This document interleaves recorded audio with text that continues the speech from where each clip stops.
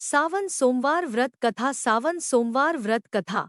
सावन सोमवार की यह है व्रत कथा, जरूर पढ़े, पूरी होगी मनचाही मुराद। सावन सोमवार व्रत कथा। सावन सोमवार व्रत कथा। सावन सोमवार की यह है व्रत कथा, जरूर पढ़े, पूरी होगी मनचाही मुराद। सावन सोमवार की व्रत कथा।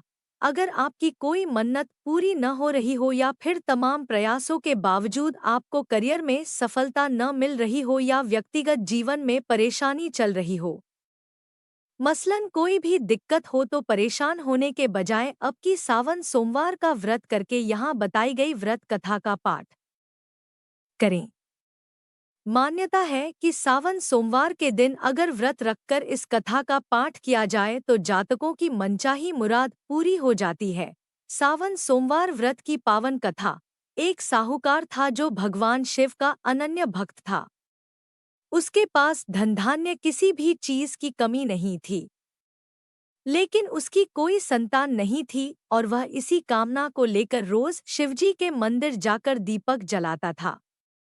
उसके इस भक्तिभाव को देखकर एक दिन माता पार्वती ने शिवजी से कहा कि प्रभु, यह साहूकार आपका अनन्य भक्त है, इसको किसी बात का कष्ट है तो आपको उसे अवश्य दूर करना। शिवजी बोले कि हे पार्वती, इस साहूकार के पास पुत्र नहीं है, यह इसी से दुखी रहता है। माता के कहने पर भोलेनाथ ने किया यह। माता पार्वती कहती है कि हे ईश्वर, कृपा करके इसे पुत्र का वरदान दे दीजिए। तब भोलेनाथ ने कहा कि हे पार्वती, साहूकार के भाग्य में पुत्र का योग नहीं है। ऐसे में अगर इसे पुत्र प्राप्ति का वरदान मिल भी गया तो वह केवल 12 वर्ष की आयु तक ही जीवित रहेगा। यह सुनने के बाद भी माता पार्वती ने कहा कि हे प्रभु, आपको इस साहूकार को पुत्र का वर देना ही होगा, अन्यथा भक्त क्यों आपकी सेवा पूजा करे। माता के बार बार कहने से भोलेनाथ ने साहूकार को पुत्र का वरदान दिया, लेकिन यह भी कहा कि वह केवल 12 वर्ष तक ही जीवित रहेगा। पुत्र की केवल 12 वर्ष की ही आयु सीमा। साहूकार यह सारी बातें सुन रहा था, इसलिए उसे न तो खुशी हुई और न ही दुख। वह पहले की ही तरह भोलेनाथ की पूजा अर्चना करता रहा। उधर सेठानी गर्भवती हुई और 9वें महीने उसे सुंदर से बालक की प्राप्ति हुई। परिवार में खूब हर्षोल्लास मनाया गया, लेकिन साहूकार पहले ही की तरह रहा और उसने बालक की 12 वर्ष की आयु का जिक्र किसी से भी नहीं किया। तब विवाह के बजाय बालक को भेजा काशी। जब बालक 11 वर्ष की आयु हो गई तो एक दिन साहूकार की सेठानी ने बालक के विवाह के लिए कहा, तो साहूकार ने कहा कि वह अभी बालक को पढ़ने के लिए काशी जी भेजेगा। इसके बाद उसने बालक के मामा जी को बुलाया और कहा कि इसे काशी पढ़ने के लिए ले जाओ और रास्ते में जिस भी स्थान पर रुकना वहां यज्ञ करते और ब्राह्मणों को भोजन कराते हुए आगे बढ़ना। उन्होंने भी इसी तरह करते हुए जा रहे थे कि रास्ते में एक राजकुमारी का विवाह था। जिससे उसका विवाह होना था वह एक आंख से काना था। तो उसके पिता ने जब अति सुंदर साहूकार के बेटे को देखा तो उनके मन में आया कि क्यों न इसे ही घोड़ी पर बिठाकर शादी के सारे कार्य संपन्न करा लिए जाएं। तो उन्होंने मामा से बात की और कहा कि इसके बदले में वह अथाह धन देंगे, तो वह भी राजी हो गए। साहूकार के बेटे का विवाह। इसके बाद साहूकार का बेटा विवाह की बेदी पर बैठा और जब विवाह कार्य संपन्न हो गए तो जाने से पहले उसने राजकुमारी की चुंदरी के पल्ले पर लिखा कि तेरा विवाह तो मेरे साथ हुआ, लेकिन जिस राजकुमार के साथ भेजेंगे वह तो एक आंख का काना है। इसके बाद वह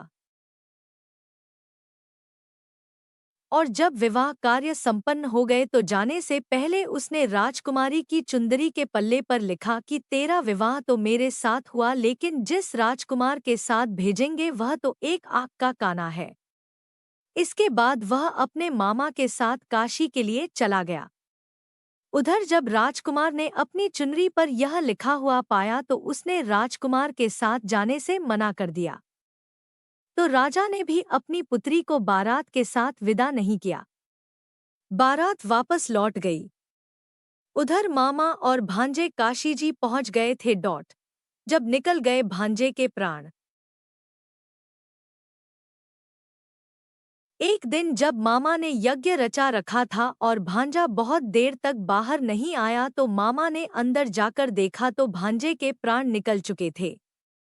वह बहुत परेशान हुए लेकिन सोचा कि अभी रोना पीटना मचाया तो ब्राह्मण चले जाएंगे और यज्ञ का कार्य अधूरा रह जाएगा। जब यज्ञ संपन्न हुआ तो मामा ने रोना पीटना शुरू किया। उसी समय शिव पार्वती उधर से जा रहे थे तो माता पार्वती ने शिवजी से पूछा, हे प्रभु, ये कौन रो रहा है? तभी उन्हें पता चलता है कि यह तो भोलेनाथ के आशीर्वाद से जन्मा साहूकार का पुत्र है। माँ पार्वती के कहने पर भोले ने दिया जीवन दान। तब माता पार्वती कहती है कि हे स्वामी, इसे जीवित कर दे, अन्यथा रोते रोते इसके माता पिता के प्राण निकल जाएंगे। तब भोलेनाथ ने कहा कि हे पार्वती, इसकी आयु इतनी ही थी सो वह भोग चुका। लेकिन माँ के बार बार आग्रह करने पर भोलेनाथ ने उसे जीवित कर दिया। लड़का ओम नमः शिवाय करते हुए जी उठा और मामा भांजे दोनों ने ईश्वर को धन्यवाद दिया और अपनी नगरी की ओर लौटे।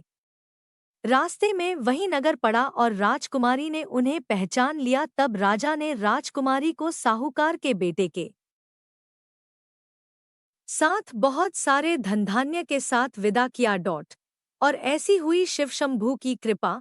उधर साहूकार और उसकी पत्नी छत पर बैठे थे। उन्होंने यह प्रण कर रखा था कि यदि उनका पुत्र सकुशल न लौटा तो वह छत से कूदकर अपने प्राण त्याग देंगे। तभी लड़के के मामा ने आकर साहूकार के बेटे और बहू के आने का समाचार सुनाया, लेकिन वे नहीं माने। तो मामा ने शपथ पूर्वक कहा। तब तो दोनों को विश्वास हो गया और दोनों ने अपने बेटे बहू का स्वागत किया। उसी रात साहूकार को स्वप्न ने शिवजी ने दर्शन दिया और कहा कि तुम्हारे पूजन से मैं प्रसन्न।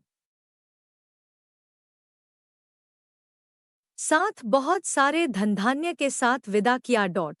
और ऐसी हुई शिवशंभू की कृपा। उधर साहूकार और उसकी पत्नी छत पर बैठे थे।